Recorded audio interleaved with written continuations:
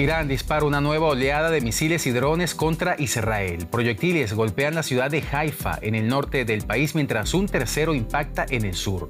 Todavía se desconoce el alcance de los daños. Al mismo tiempo, se reportaban explosiones en Teherán. Y es que los bombardeos israelíes tampoco se detienen.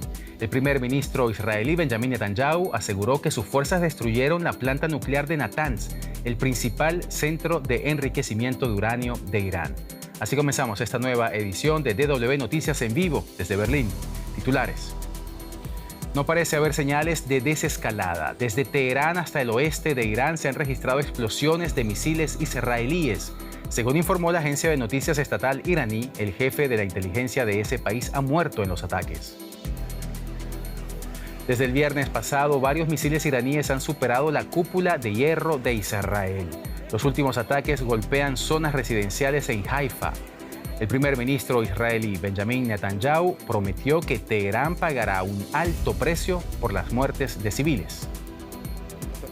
Y más adelante, los líderes del G7 se reúnen en Canadá para una cumbre de 3 días.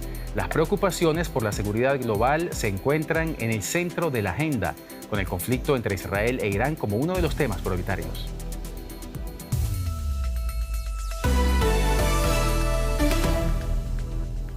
Soy Johan Ramírez. Bienvenidos al programa.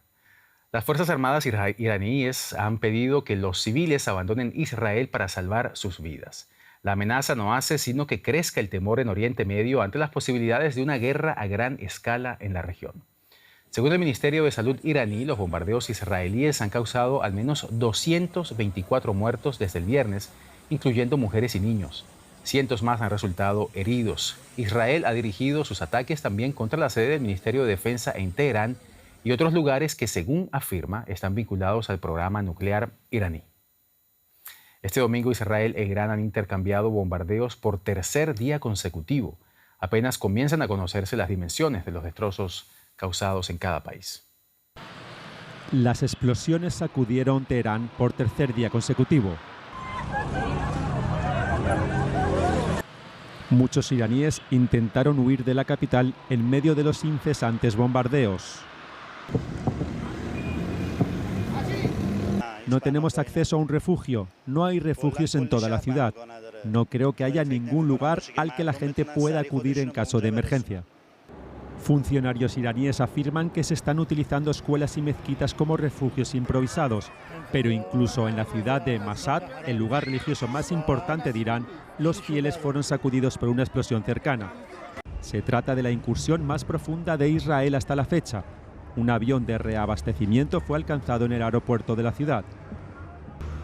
Medios iraníes afirman que decenas de personas han muerto en todo el país, entre ellas mujeres y niños, y que hay cientos de heridos. El gobierno iraní sostiene que no tiene otra opción que contraatacar, después de que Israel lanzara los llamados ataques preventivos contra sus instalaciones nucleares, pocos días antes de las negociaciones nucleares con Estados Unidos. Nunca quisimos una guerra, hicimos todo lo posible para evitarla. Permítame subrayar que a pesar de nuestra desconfianza, negociamos y queríamos que las negociaciones dieran resultados. También estábamos dispuestos a presentar nuestro programa nuclear en la sexta ronda, pero no nos dejaron. El presidente de Irán advierte de una respuesta más dura si continúan los ataques. No pretendemos ampliar la guerra. Cuanto más intenten escalar, más duras y severas serán nuestras respuestas. Más gente inocente puede perder la vida. Mientras los mandatarios intercambian amenazas y misiles, la población civil se ve atrapada en el medio y las esperanzas de paz se desvanecen con cada nuevo ataque.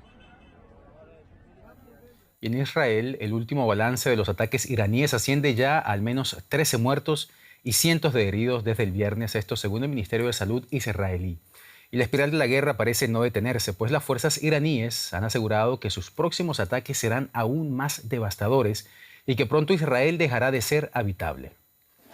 Hasta ahora, este domingo por la noche se han registrado impactos en 3 edificios, 2 al norte, en la ciudad de Haifa, y 1 en el sur del país, según informó el Cuerpo de Bomberos. Se trata de la 8ª oleada de misiles lanzados por Irán contra Israel. Un video difundido por los bomberos muestra un aparatoso incendio en la calle, en el lugar del impacto en la ciudad costera de Haifa, la tercera más importante de Israel.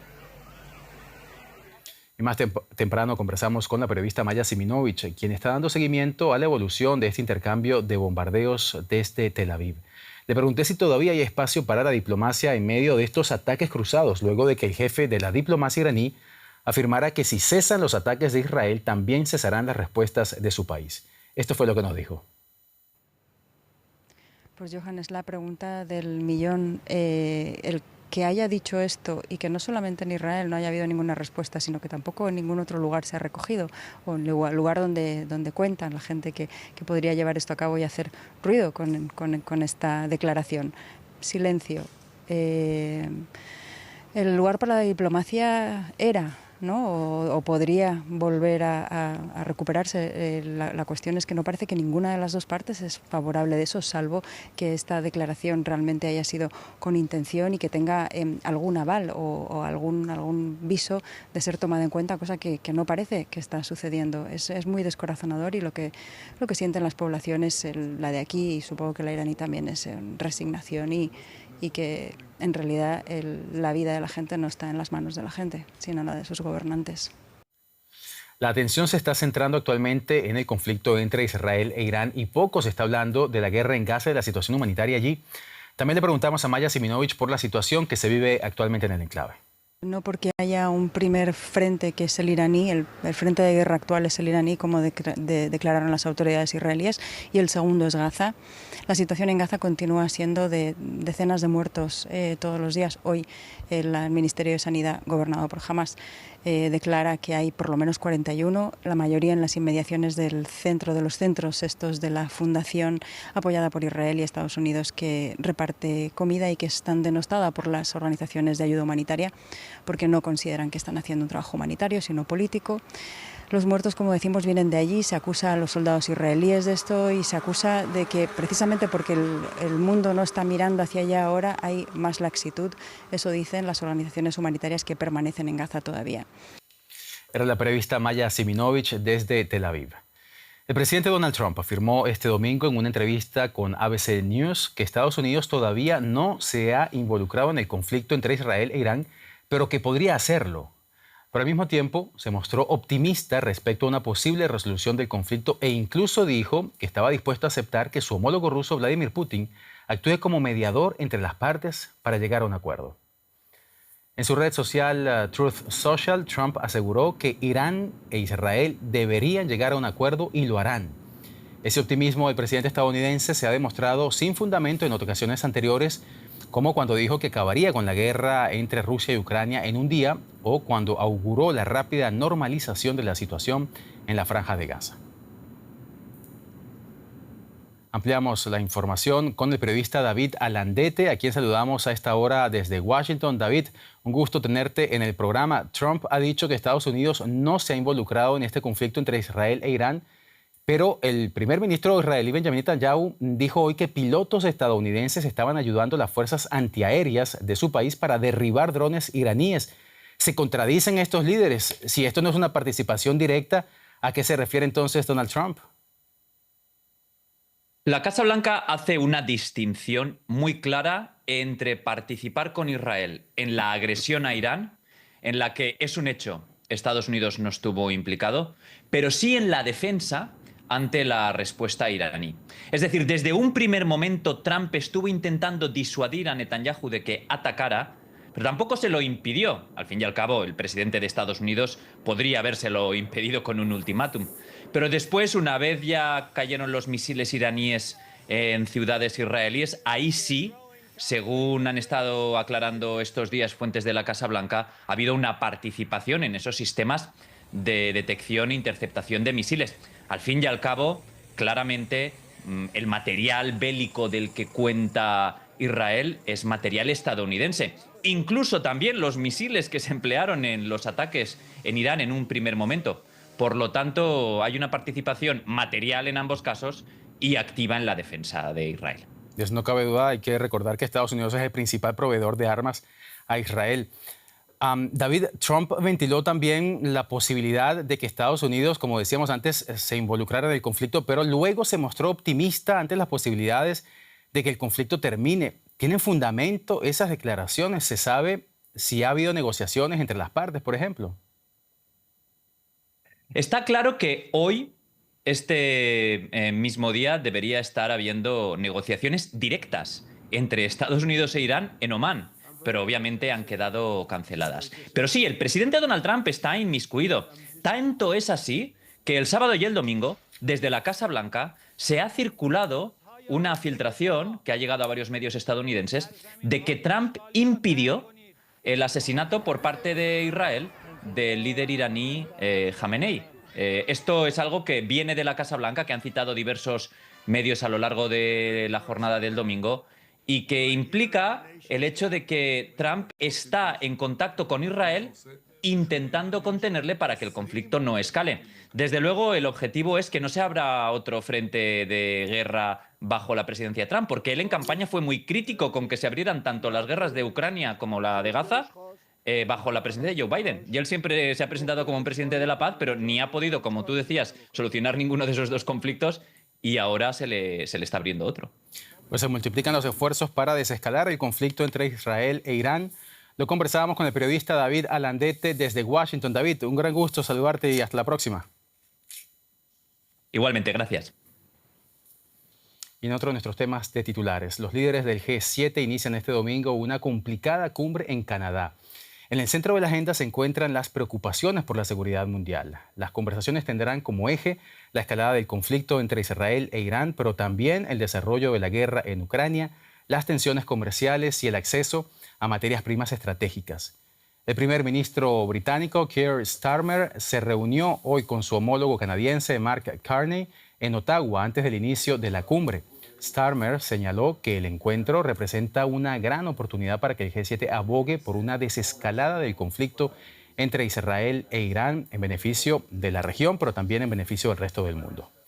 La cumbre, que se celebrará durante 3 días en la localidad de Kananaskis, contará con la presencia de Donald Trump, quien asiste por primera vez a una reunión del G7 desde el inicio de su segundo mandato.